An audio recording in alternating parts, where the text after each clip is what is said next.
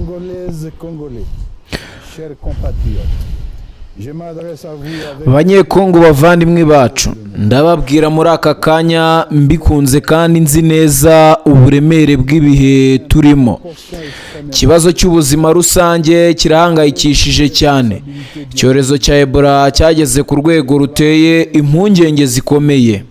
et continue de progresser dans plusieurs provinces.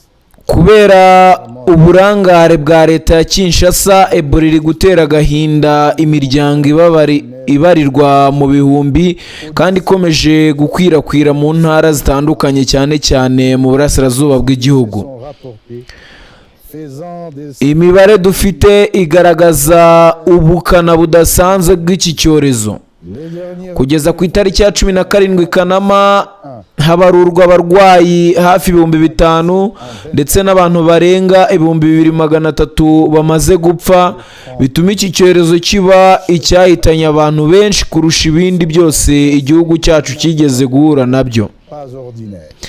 Imibare iheruka kandi igaragaza ko mu masaha 24 gusa habonetse abarwayi bashya 101 ndetse n'abantu 53 bapfuye, bivuze ko umuntu umwe apfa buri minota 30. Qu'une considération politique ne doit prendre le pas sur la protection de la vie humaine.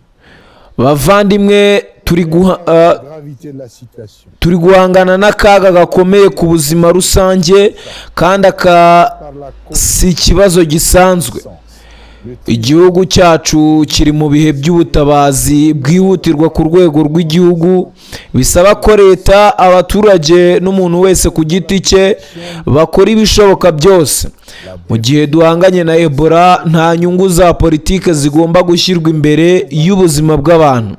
les attaques contre Nyamara urebye uburemere bw'iki kibazo, le personnel, igisubizo cya leta ya Kinshasa heureusement la riposte. ivugwaho kuba irangwa na ruswa, ubushobozi buke, ivangura n'imikorere idahwitse, kiracyari kure cyane y'ibikenewe muri iki gihe cy'amakuba. Que par l'urgence sanitaire Intege nke frappe les populations. mu kumenya abarwayi hakiri kare no kubakurikirana, kutizerana hagati y'abaturage n'abashinzwe kurwanya icyorezo, umutekano muke ukomeje kugaragara mu duce twibasiwe, ibitero ku bigo nderabuzima Plus profonde des gouvernances ndetse n'intege nke z'abakozi bo kwa muganga, byose biri kubangamira bikomeye ibikorwa byo kurwanya Ebola. I Kinshasa, ignorant de ces plus ubutegetsi busa n'ubufite ibindi essentielles. bibuhangayikishije aho kwita ku bikorwa byo kurwanya icyorezo, Dramatique. ahubwo bwibanda ku bikorwa byo kwidagadura, imihango n'ingendo zihenze kandi zidafite akamaro, mu gihe abaturage bahanganye n'ikibazo gikomeye cy'ubuzima. Au sein de l'opinion, des peurs et des inquiétudes les plus légitimes. Pour beaucoup de nos compatriotes, le régime de Kinshasa préfère utiliser Ebola comme une Mu gihe Ebola ikomeje gukwirakwira, Kinshasa irimo kugaragaza ubutegetsi butagira ubushobozi, butitaye ku mibereho y'abaturage kandi butabasha gutanga igisubizo gihwanye n'uburemere bw'iki cyorezo. Iyi mikorere idahwitse igaragaza ikibazo kirenze Ebola ubwacyo, ikibazo cy'imiyoborere, inshingano ndetse n'ubwizerwe bw'ubutegetsi. pour hisser. Ubutegetsi budashyira imbere kurinda ubuzima n'umutekano w'abaturage C'est donc vu dans l'obligation d'adapter buba butuzuza inshingano zabwo z'ibanze. Ikibazo cya Ebola uyu munsi ni urugero rukomeye rw'ibi. territoire stabilisé. Il en a été ainsi lorsque Kinshasa a systématiquement bloqué Mu gihe bagenzi bacu bari kubabara no gupfa, leta ntigaragara uko bikwiye mu duce aho yari ikwiye kuba ihari cyane kurusha ahandi. la riposte en Iyi myitwarire ituma abaturage bagira ubwoba n'impungenge zumvikana. à lui seul Kuri bamwe mu baturage bacu hari igitekerezo cy'uko ubutegetsi bwa Kinshasa bushobora kuba bukoresha Ebola nk'intwaro y'ibinyabuzima mu rwego rwo kwica abaturage bo mu burasirazuba bw'igihugu le succès durable, bakekwaho kudashyigikira umugambi wo guhindura itegeko nshinga. mais cette dernière doit impérativement s'accompagner d'un leadership national efficient et d'une gouvernance responsable. et d'un engagement soutenu en faveur de la santé publique. Comment expliquer que malgré l'appui considérable des partenaires et les importantes ressources mobilisées pour la riposte, Kinshasa demeure incapable de produire des résultats à la hauteur de la muri iyo myumvire mibi haravugwa ko ubutegetsi bwa Kinshasa bushobora kuba butegura igikorwa cy'ubugome cy'ubuzima, aho bwakwihindurira abantu banduye Ebola bukabinjiza nkana mu duce butagenzura kugira ngo bahateze urupfu n'amakuba.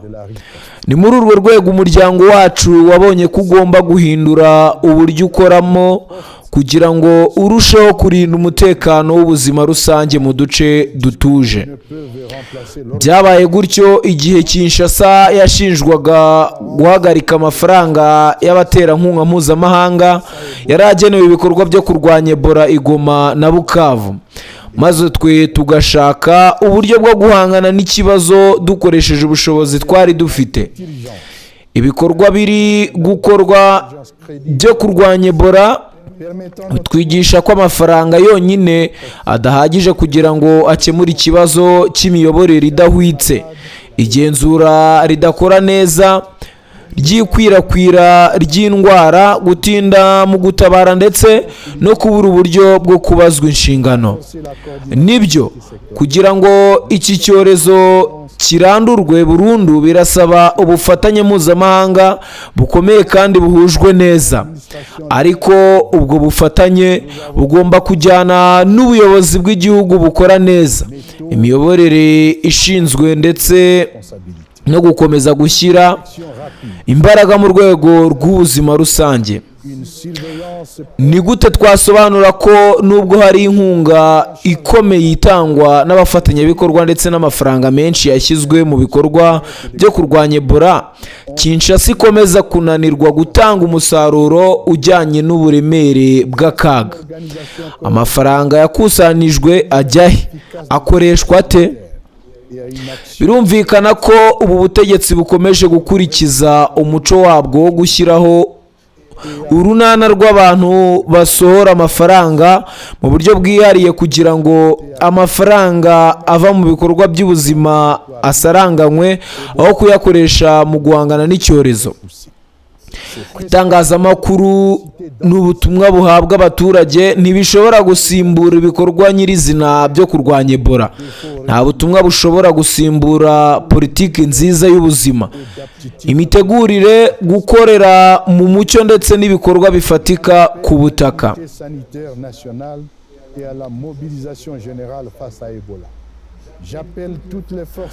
Mu gihe duhanganye na Ebola, abaturage bakeneye ibisubizo, ntabwo bakeneye propaganda.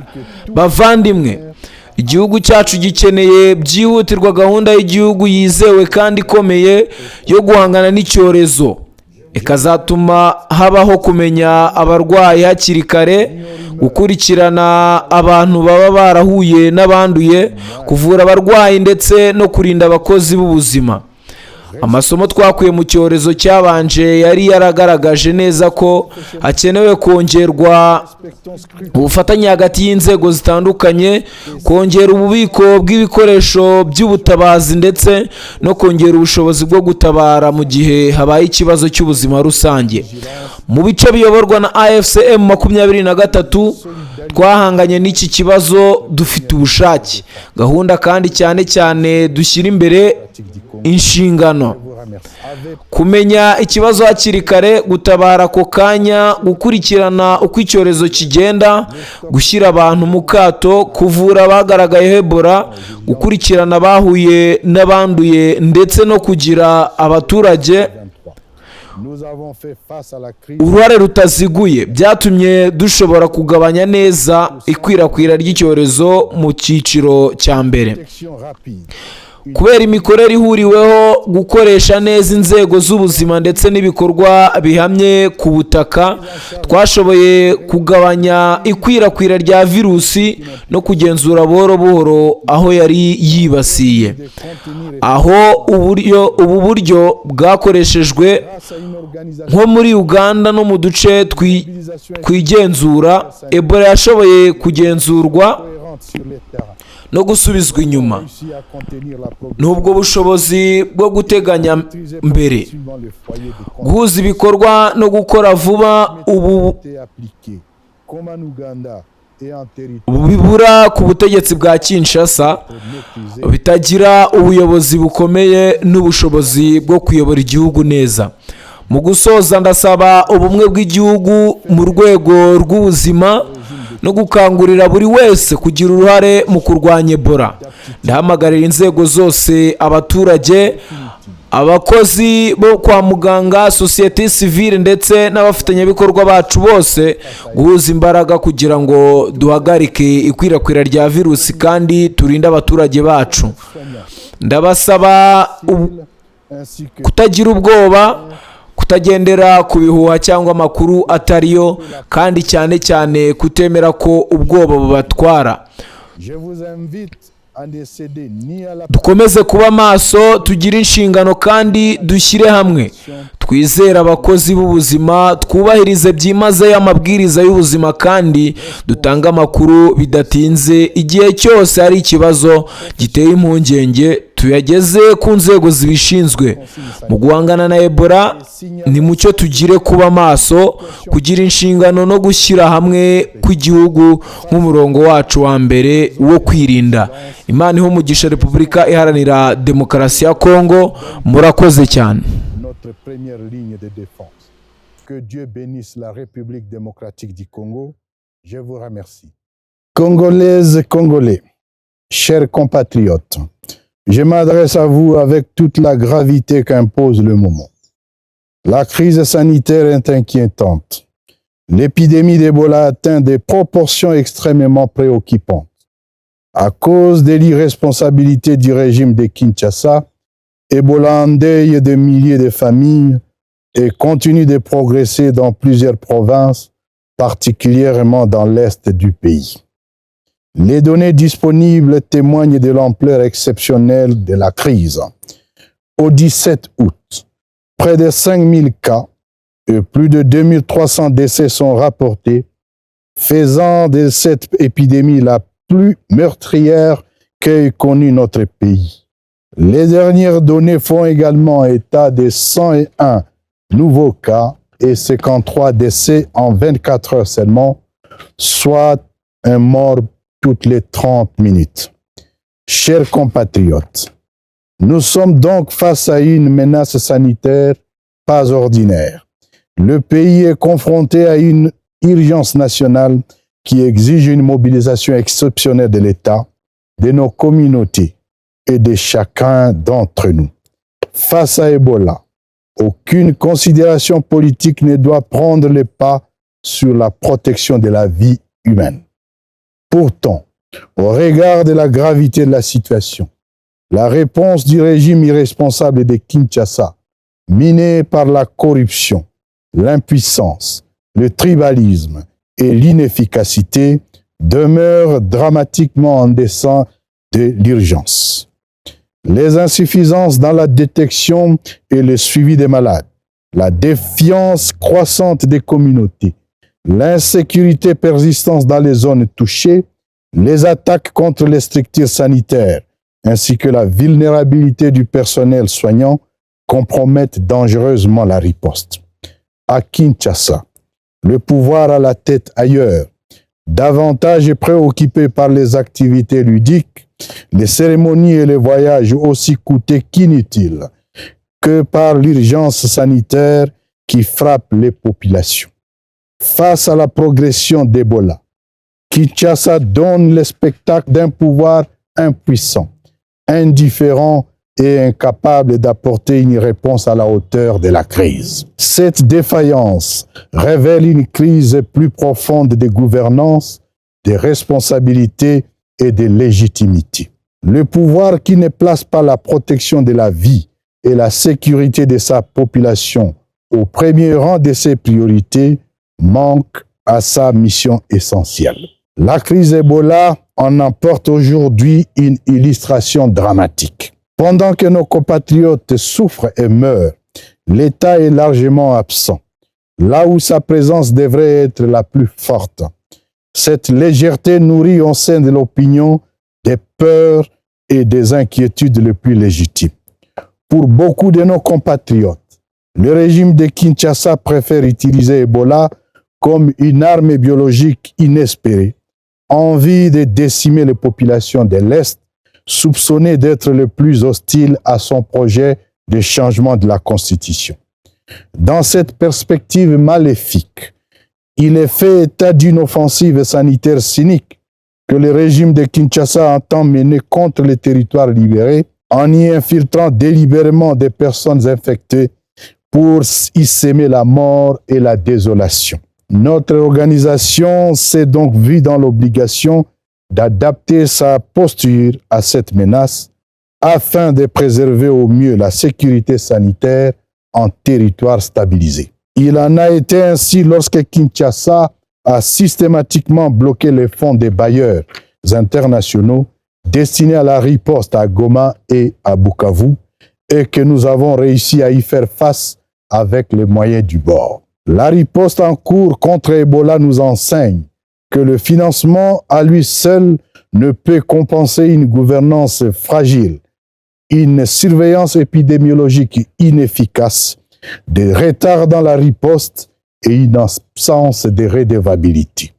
Certes, le succès durable exige une solidarité internationale intense et coordonnée, mais cette dernière doit impérativement s'accompagner d'un leadership national efficient et d'une gouvernance responsable et d'un engagement soutenu en faveur de la santé publique.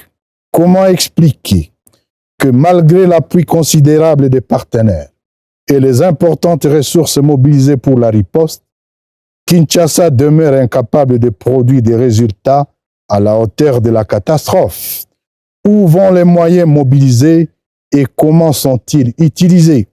Il va de soi que ce régime reste fidèle à sa tradition, celle de créer une chaîne de décaissement tribal dans le but de mieux se partager l'argent de la rente sanitaire au détriment de la riposte. La communication servie à l'opinion en lieu et place de la riposte ne saurait tenir lieu de politique sanitaire, pas plus que les discours ne peuvent remplacer l'organisation, l'anticipation, la transparence et l'action effective sur le terrain. Face à Ebola, ce sont des résultats que la population attend et non la propagande. Chers compatriotes, notre pays a besoin en toute urgence d'un plan national de contingence crédible et renforcé, permettant notamment d'intensifier la détection précoce, le suivi des contacts, la prise en charge des malades et la protection du personnel de santé. Les enseignements tirés de la précédente épidémie avaient précisément souligné la nécessité de renforcer la coordination multisectorielle, le stock de contingences et la capacité de préparation aux urgences sanitaires. Dans les territoires sous l'administration de l'AFCM 23, nous avons fait face à la crise avec détermination, méthode et surtout sens élevé des responsabilités. Une détection rapide, une mobilisation immédiate, une surveillance proactive, la quarantaine, la prise en charge des cas avérés, le suivi des contacts ainsi qu'une implication directe des communautés ont permis de contenir efficacement la première vague de l'épidémie. Grâce à une organisation coordonnée, à une mobilisation efficace des acteurs sanitaires et à une action cohérente sur le terrain, nous avons réussi à contenir la progression du virus et à maîtriser progressivement le foyer de contamination. Là où cette méthode a été appliquée, comme en Ouganda et en territoire libéré, Ebola a pu être maîtrisé et repoussé. C'est précisément cette capacité d'anticipation, de coordination et d'action qui fait aujourd'hui défaut au régime de Kinshasa, dépourvu du leadership et d'aptitude à gouverner efficacement. En définitive, j'en appelle à l'unité sanitaire nationale et à la mobilisation générale face à Ebola. J'appelle toutes les forces vives, les communautés, les personnels soignants, la société civile ainsi que tous nos partenaires à fédérer leurs efforts pour stopper la propagation du virus et protéger nos populations.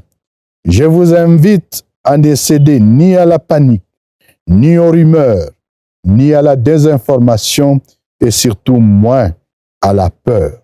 Restons vigilants, responsables et solidaires. Faisons confiance aux professionnels de santé. Respectons scrupuleusement les consignes sanitaires et signalons sans délai toute situation préoccupante aux services compétents. Face à Ebola, faisons de la vigilance, de la responsabilité et de la solidarité nationale notre première ligne de défense. Que Dieu bénisse la République démocratique du Congo. Je vous remercie.